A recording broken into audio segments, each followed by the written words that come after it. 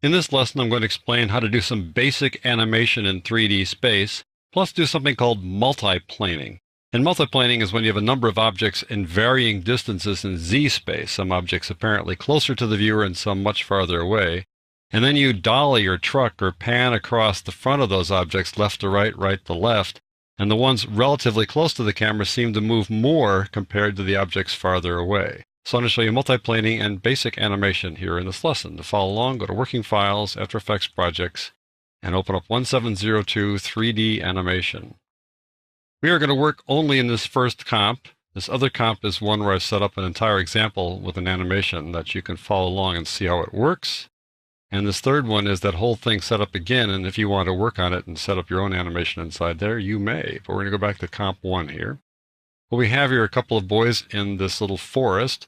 Let me show you how this is set up. And the way that you can see how it's set up is by going to the custom view. So go over here and go down to custom view, pick any one you want. And then you need to use a camera, so you can press C for the camera or click on the camera tool up here.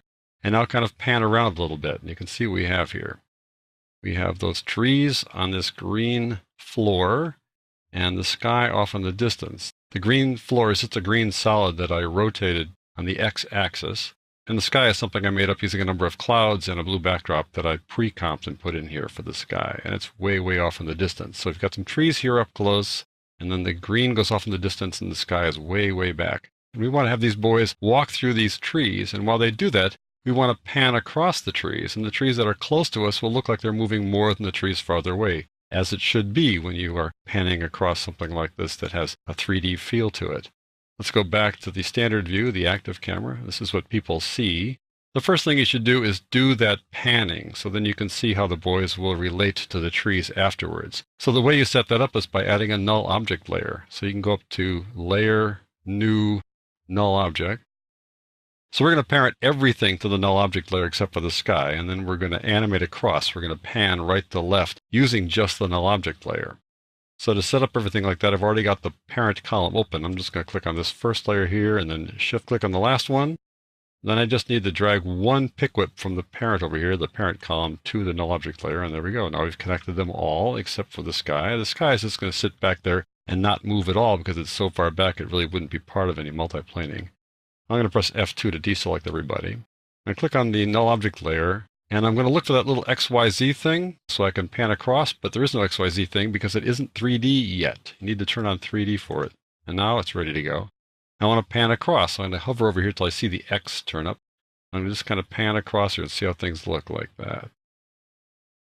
So I want to pan from, let's say, the edge of our little world there, and then pan to the right like this. I'm actually moving the camera left, but moving everybody else to the right there, like that. So we'll just pan across there to that point. So we'll start over here. You can see how the trees all work with each other because the ones farther away move less than the ones close up. So I'm going to turn on keyframes for position. So I just press the P key for the null object layer. Turn on keyframes for position. We'll go over here to the end, and we'll just slide it over till we get just to the edge there. And then just about to fall off our little earth here. There you go. And let's see how that looks. I can take this first keyframe to the beginning, make it to the full length now. There you go. So now we pan across here.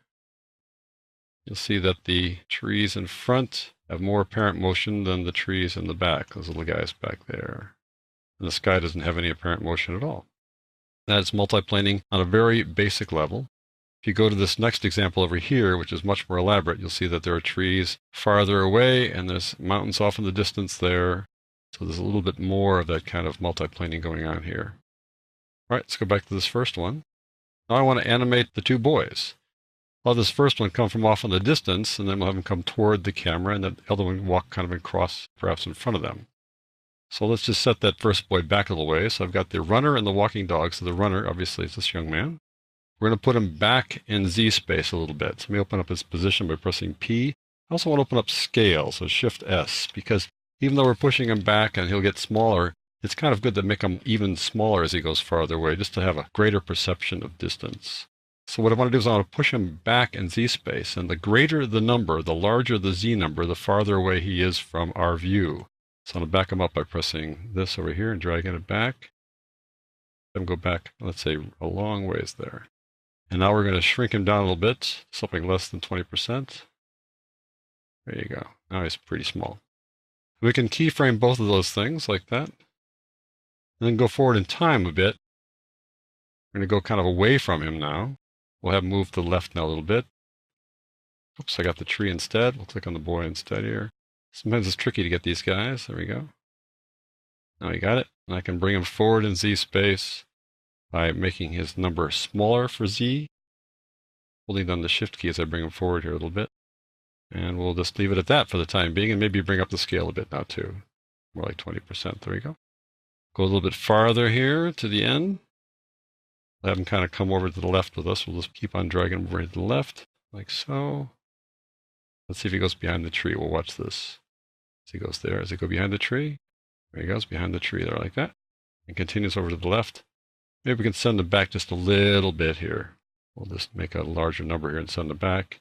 And also maybe make him a little bit smaller there. So it's all kind of scales properly. There we go. All right, let's just see how that animates now. I'll just kind of drag through there as we do this. Here he comes forward. Goes around like that. He's going in front of the other boy. Goes in front of this tree and behind the one closer to us. All relative to those trees' positions. If I go down and select all the trees, just click on the first one and shift click on the last one, press P. You can look at their Z position here, how they are large for the ones that are farther away, and then negative for the ones that are close to the camera. And then the boy is somewhere in between those guys. All right, let's just go back here. Let's have the boy with the dog now do something similar. We want him to walk basically right to left. So let's go back here, because that's kind of where he's facing. We'll click on the walking dog and press P. Probably don't have to work with scale too much, but we'll press S just in case. We're going to take him off to the right. Figure he's just kind of walking across the scene here. So we'll start there.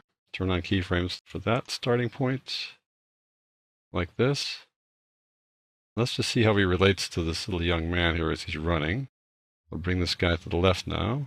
See where he is relative to the boy. Goes right behind him. So we want to make sure that they don't crash into each other, right? So we'll have him go past him before he gets there. Let's see how that works. Gets there, he's behind him, and then he catches up and goes in front of him. And continues on his way. And we'll have the boy walking the dog a little bit farther here. Goes behind that tree. Probably should make him a little bit smaller when he goes behind the tree just to give that perception that he's gone someplace.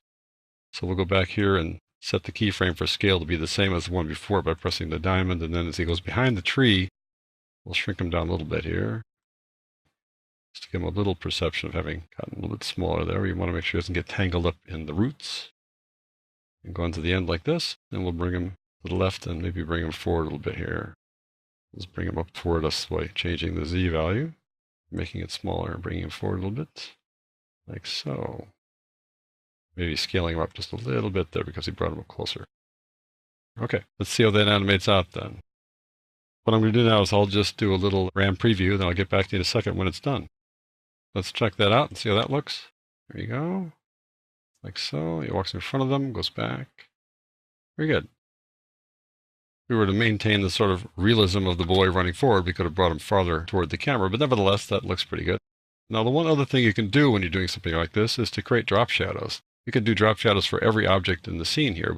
Let's just do it for one of the boys here so you get a sense of how that works. So I'm going to do it for the runner. The way you do a drop shadow is that you just add another layer and put a drop shadow on that layer and then just have it be a shadow only. So I'm going to take the runner.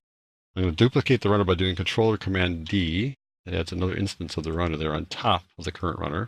I want to just rearrange things, not that it's so critical, but I want to make sure the runner I'm working on here is the one that's underneath the one in front because the shadow should be behind him. I'm going to drop a drop shadow on this one behind there. So I'm going to go over here and type in drop shadow and drop it on the runner beneath the first one. I'm going to turn off the top one for the time being. And I want to be able to see the drop shadow only. So I click on shadow only. Now we just see this black shadow. I'm going to zoom in a bit so you get a better look at it by doing Control or Command plus. There we go. And that shadow will be just covered up by the boy in front, which really doesn't do us any good. But I want to be able to have it sort of drop off to one side. And the way you do that is with the corner pin effect. So go corner pin and apply that to that layer as well. What you can do now is pull the shadow down a little bit, like so. There you go. Spread it out a bit. And shadow is usually not that distinct, so we're going to soften it up a bit by just taking the softness, I'd say way up. You can go to 200 or something like that. There you go. If you want to drop the opacity a little bit, you can knock it down just a little bit, make it less obvious. Now we want to see if they're looking connected. Lots of times when the shadows are like this, they tend to be just a little bit too low. So you can fix that by adjusting the anchor point. I don't want to change the position because the position keyframes are already set. So I'm going to go Shift A for the anchor point. I want to just lift them up a little bit. So I'm going to use the Y value here and take the Y value so it goes up just a touch like that. And that way it should now stick with you. Let's go Shift / Let's see how that works.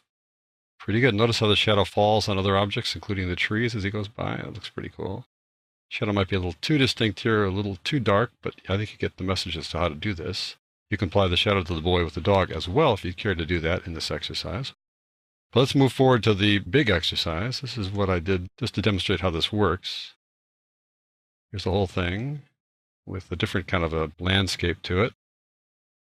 And the trees are moving along in that kind of multiplaning you'd expect. And we got the two kids going through the scene like that and interacting with each other and having drop shadows. And you notice that these trees are pretty much stuck in place back there. When you can see the base and you're doing this multiplaning, they usually don't get stuck in place. So I'm going to press the U key to show you all the keyframes. And you see that some trees have keyframes.